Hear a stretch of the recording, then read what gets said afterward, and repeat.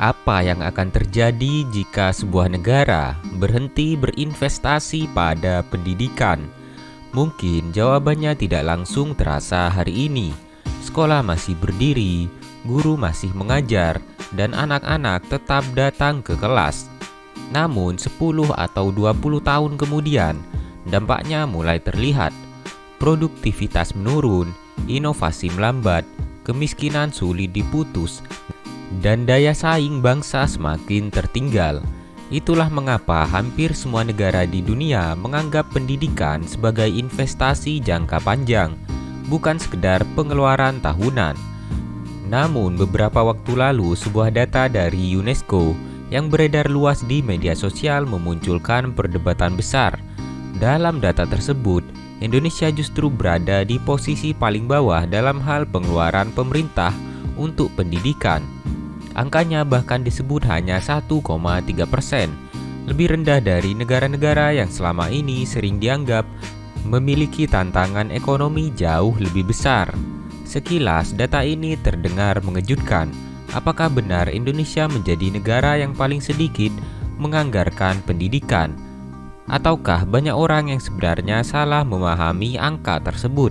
Sebelum kita membahasnya, jangan lupa klik tombol subscribe dan aktifkan lonceng notifikasi agar tidak ketinggalan video menarik lainnya seputar fakta dunia, ekonomi, dan sejarah.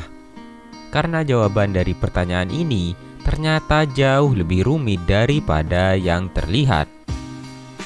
Mengapa pendidikan selalu menjadi investasi terpenting? Setiap negara memiliki prioritas anggarannya sendiri. Ada yang lebih fokus membangun jalan, pelabuhan, dan bandara. Ada yang memperkuat pertahanan militernya. Ada pula yang mengalokasikan dana besar untuk kesehatan. Namun, ada satu sektor yang hampir selalu dianggap sebagai investasi paling menguntungkan dalam jangka panjang, yaitu pendidikan. Alasannya sederhana, gedung bisa dibangun dalam beberapa tahun. Jalan raya bisa selesai dalam hitungan bulan, tetapi membangun manusia membutuhkan waktu puluhan tahun. Seorang dokter membutuhkan waktu pendidikan lebih dari 10 tahun. Seorang insinyur membutuhkan bertahun-tahun untuk menguasai ilmunya. Begitu pula guru, ilmuwan, programmer, dan berbagai profesi lainnya. Karena itulah banyak ekonom mengatakan bahwa pendidikan bukanlah biaya, melainkan investasi. Negara-negara seperti Finlandia, Korea Selatan, hingga Singapura membuktikan bahwa sumber daya manusia seringkali jauh lebih berharga daripada sumber daya alam. Namun, bagaimana jika sebuah negara justru terlihat mengeluarkan anggaran pendidikan yang sangat kecil? Belum lama ini, Visual Capitalis merilis sebuah infografik berdasarkan data UNESCO yang memperlihatkan negara-negara dengan pengeluaran pemerintah untuk pendidikan yang paling kecil dibandingkan ukuran ekonominya. Di sanalah Indonesia muncul di urutan pertama. Angkanya hanya 1,3%. Begitu infografik ini menyebar, banyak komentar bermunculan. Tetapi sebelum menyimpulkan sesuatu, ada satu hal yang harus dipahami terlebih dahulu. Angka itu ternyata bukan berarti apa yang kebanyakan orang kira. Ketika melihat angka 1,3%, banyak orang langsung menganggap pemerintah hanya memberikan 1,3% dari APBN untuk pendidikan. Padahal bukan itu yang dimaksud UNESCO. Yang diukur adalah Government Expenditure of Education as Percentage of GDP. Artinya, pengeluaran pemerintah untuk pendidikan dibandingkan dengan produk domestik bruto atau seluruh nilai barang dan jasa yang dihasilkan oleh suatu negara selama 1 tahun. Mengapa menggunakan PDB? Karena PDB mencerminkan ukuran ekonomi sebuah negara. Dengan membandingkan pengeluaran pendidikan terhadap PDB, UNESCO dapat melihat seberapa besar investasi pendidikan dibandingkan kemampuan ekonomi masing-masing negara. Namun, ukuran ini tentu berbeda dengan membandingkan terhadap APBN, dan disinilah sumber kebingungan banyak orang. APBN bukanlah PDB. Bayangkan sebuah keluarga memiliki pendapatan 100 juta rupiah setahun, tetapi uang yang benar-benar dikelola oleh orang tua untuk membayar kebutuhan rumah tangga mungkin hanya 20 juta rupiah. Nah, PDB bisa dianalogikan sebagai seluruh pendapatan yang dihasilkan keluarga, sedangkan APBN hanyalah uang yang dikelola pemerintah. Karena ukuran PDB jauh lebih besar dari APBN, maka ketika anggaran pendidikan dibandingkan terhadap PDB, hasilnya otomatis terlihat lebih kecil. Jadi, angka 1,3% bukan berarti pemerintah hanya memberikan 1,3% dari anggaran negaranya pada pendidikan. Meskipun sudah memahami indikatornya, pertanyaan berikutnya tetap muncul. Mengapa Indonesia bisa berada di posisi paling bawah? Jawabannya tidak hanya satu. Indonesia memiliki jumlah penduduk yang sangat besar, kebutuhan pembangunan juga sangat luas, mulai dari infrastruktur, kesehatan, subsidi, perlindungan sosial hingga berbagai program pembangunan lainnya. Semua sektor tersebut bersaing mendapatkan anggaran. Di sisi lain, nilai PDB Indonesia juga sangat besar. Akibatnya, ketika pengeluaran pendidikan dibandingkan terhadap PDB, persentasenya menjadi relatif kecil.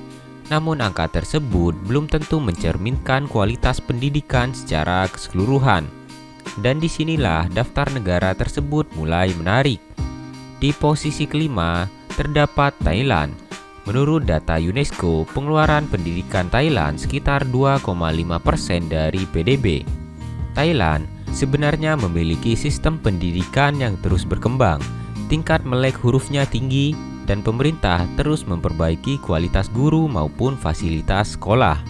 Namun, dibanding ukuran ekonominya, proporsi anggaran pendidikan masih berada di bawah rekomendasi UNESCO. Berikutnya ada Singapura. Inilah negara yang paling mengejutkan dalam daftar ini. Banyak orang mengira Singapura pasti mengeluarkan anggaran pendidikan yang sangat besar. Namun, berdasarkan indikator UNESCO, angkanya hanya sekitar 2,2% dari PDB. Lalu, mengapa kualitas pendidikannya tetap menjadi salah satu yang terbaik di dunia? Karena persentase bukan segalanya. Jumlah penduduk Singapura jauh lebih sedikit. Ekonominya sangat kuat. Belanja pendidikan per siswa sangat tinggi. Ditambah lagi, pengelolaan sistem pendidikan dilakukan dengan sangat efisien. Hasilnya, meskipun persentasenya kecil, kualitas pendidikannya tetap luar biasa. Di posisi ketiga terdapat Bangladesh. Negara ini memiliki lebih dari 170 juta penduduk. Selama bertahun-tahun, Bangladesh berusaha memperluas akses pendidikan dasar. Namun, kebutuhan yang sangat besar membuat investasi pendidikan masih berada di sekitar 2% dari PDB. Meski begitu, angka partisipasi sekolah dasar di Bangladesh terus meningkat dibanding 2 dekade lalu. Di posisi kedua adalah Pakistan. Pakistan menghadapi tantangan yang cukup berat. Selain jumlah penduduk yang besar, negara ini juga harus mengalokasikan anggaran untuk keamanan, pembangunan, dan berbagai kebutuhan lainnya. Akibatnya, pengeluaran pendidikan menurut indikator UNESCO juga berada di kisaran 2% dari PDB. Pemerintah Pakistan sendiri dalam beberapa tahun terakhir terus berupaya meningkatkan akses pendidikan, terutama bagi anak-anak perempuan di wilayah pedesaan. Dan akhirnya kita sampai pada negara yang menjadi perdebatan, yaitu Indonesia. Dengan angka 1,3% dari PDB, Indonesia berada di posisi pertama dalam daftar ini. Namun sekali lagi penting untuk diingat, ini bukan berarti Indonesia hanya memberikan 1,3% APBN kepada pendidikan. Bahkan Konstitusi Indonesia mengamanatkan bahwa sekitar 20% anggaran negara dialokasikan untuk fungsi pendidikan. Jadi, kedua angka tersebut tidak saling bertentangan. Mereka hanya menggunakan ukuran yang berbeda.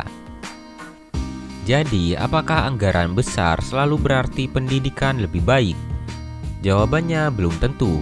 Bayangkan dua negara. Negara pertama mengeluarkan dana yang sangat besar, tetapi sebagian besar habis karena birokrasi yang tidak efisien. Negara kedua mengeluarkan dana lebih sedikit, tetapi setiap rupiah yang digunakan secara tepat sasaran. Mana yang hasil pendidikannya lebih baik? Belum tentu negara pertama. Itulah sebabnya para ahli tidak hanya melihat besarnya anggaran, mereka juga melihat kualitas guru, kurikulum, pemerataan akses pendidikan, angka putus sekolah, hasil tes, hingga kemampuan lulusan memasuki dunia kerja.